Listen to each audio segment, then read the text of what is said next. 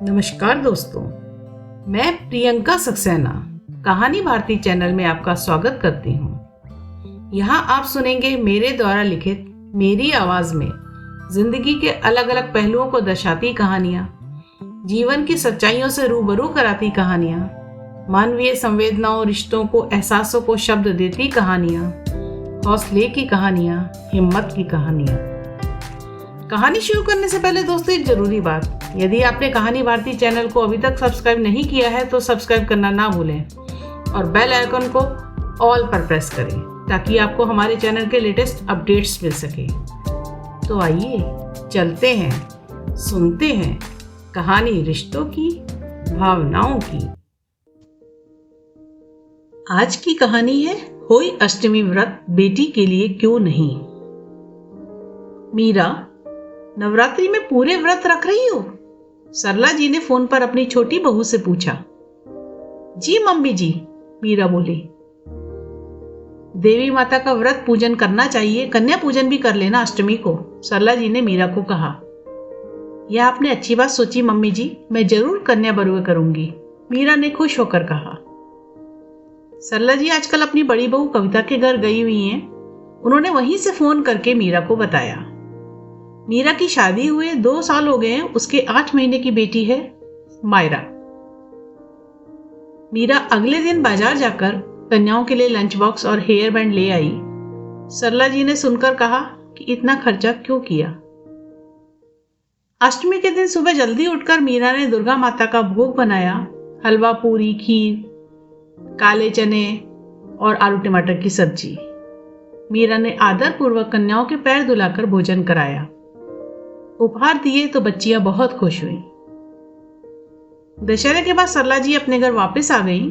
आते ही उन्होंने घर की बागडोर फिर से अपने हाथ में ले ली। मीरा को उन्होंने बड़ी बहू कविता के किस्से सुनाए। अधिकतर बातों में यह झलकता कि कविता कैसे अच्छी तरह अपने घर को मेंटेन करके रखती है। मीरा का घर फैला रहता है। कविता खुद भी घर में तैयार होके रहती है। मीरा के ना तो कपड़े ढंग के रहते, ना ही चेहरा मोहरा। मीरा सरला जी की बात का बुरा न मानकर यही सोचा करती है कि कविता भाभी के बच्चे बड़े हो गए हैं तो उन्हें घर संभालने का समय मिल जाता है और स्वयं को वह तैयार रख पाती है। मीरा का तो समय ही कम पड़ जाता है। मायरा का काम, सोना, जागना, नहलाना, घर के काम आदि के बाद मीरा को रात में ही आराम मिलता है, वो भी तब जब मायरा रात को सो जाए। नहीं तो रात को जग गई तो रात को भी चैन नहीं।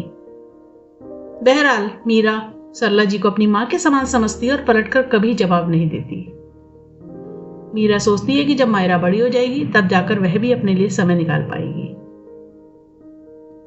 दशहरा बीता। दशहरे के बाद करवा चौथ आई। व्रत किया सरला जी और मीरा ने। करवा चौथ के 4 दिन बाद होई अष्टमी होती है। उस दिन के लिए मीरा इस बार अति उत्साहित है।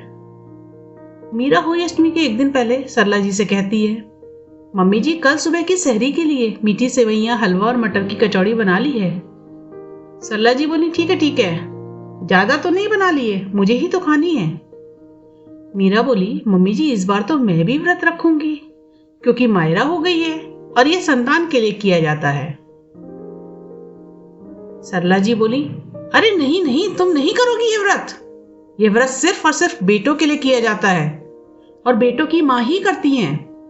तुम्हारे जब बेटा हो तब करना, बेटी के लिए यह नहीं कर सकती हो। मीरा बोली, मम्मी जी पर। सरला जी ने टोकते हुए कहा, परवर कुछ नहीं, जो मैंने कह दिया वह फाइनल है। तुम व्रत नहीं रखोगी मतलब नहीं रखोगी। जब बेटा हो तब रखना। बेटों के लिए व्रत किया जाता है, बेटियों के लिए नहीं। मीरा यह सुनकर बोली, मम्मी जी अभी थोड़े दिन पहले आपने कहा था कि नवरात्रि के व्रत पूरे कर रही हो। अच्छा है, देवी माता के व्रत हैं। जब हम देवी माता की पूजा करते हैं इसका मतलब हम लड़कियों की पूजा करते हैं। लड़कियों से ही पूरा संसार होता है, तो फिर लड़की के लिए यह व्रत क्यों नहीं कर सकती हूं मैं? क्या लड़की संतान नहीं होती? मेरी संतान अगर लड़की है तो मैं पूजा व्रत नहीं करूंगी, उसके लिए ऐसा नहीं होगा मम्मी जी। मैं मायरा के लिए व्रत रखूंगी क्योंकि मेरा यह मानना है कि यह व्रत संतान के लिए किया जाता है। बेटा बेटी यह मायने नहीं रखता इस व्रत को करने के लिए। अगर किसी की बेटी है तो वह बेटी यानी अपनी संतान के लिए उसी प्रकार व्रत रख सकती है जैसे कि एक बेटे की मां करती है। सरला जी सुनकर बोली, भाई अब तुम ये नई नई बातें निकाल रही हो। मैंने बेटी के लिए होली अष्टमी का व्रत रखते किसी को नहीं सुना। मीरा बोली, मम्मी जी, यह व्रत संतान की विद्या, बुद्धि, आयु वृद्धि और भलाई के लिए किया जाता है। उसके शुभ के लिए किया जाता है, कुशल मंगल कामना के लिए किया जाता है। तो सिर्फ बेटे के लिए क्यों? बेटी के लिए क्यों नहीं? आज से ही हम नई शुरुआत करते हैं। आप इसमें मुझे अपना आशीर्वाद दीजिए और मेरा साथ दीजिए। सरला जी की समझ में अब तक आ चुका था कि मीरा बहू ने कभी भी उनके आगे मुंह नहीं खोला है, जवाब नहीं दिया है। अगर आज वह कुछ कह रही है तो उसकी बातों में सच्चाई है। हालांकि पहले दृढ़ता से उन्होंने मीरा को मना कर दिया था, पर अब उनको भी शायद बहू का यह तर्क समझ में आ गया कि संतान तो संतान है, भले ही लड़का हो या लड़की हो, बेटा हो या बेटी हो, फर्क नहीं पड़ना चाहिए। सरला जी बोली, मीरा, मैंने कभी इस दृष्टि से सोचा ही नहीं। अब कल मैं भी महेश बेटे के साथ मंजू बेटी के लिए भी व्रत कर रही हूं। मंजू सरला जी की बेटी है जो महेश से बड़ी है। मंजू की दूसरे शहर में शादी हुई है। मीरा ने लपक कर सरला जी का आशीर्वाद लिया और रसोई समेटने चली गई। सोना भी तो है, सुबह जल्दी उठ के सहरी भी तो करनी है मीरा और मम्मी जी को। दोस्तों, मेरी ये कहानी आपको कैसी लगी? क्या आपको लगता है कि बदलाव की आवश्यकता है? हमें अपनी मानसिकता में बदलाव की आवश्यकता जरूरी है। आपकी प्रतिक्रिया का मुझे इंतजार रहेगा।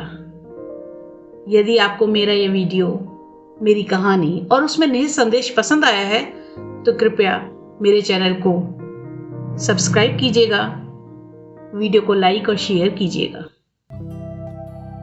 दोस्तों, ऐसी ही मन को छूने वाली कहानियों को सुनने के लिए आप चैनल सब्सक्राइब करना ना भूलें। कहानी पसंद आने पर कृपया लाइक और शेयर अवश्य करें। तो इंतजार कीजिए हमारी अगली पेशकश का। मिलते हैं हमारी एक और बेहतरीन कहानी के साथ। धन्यवाद।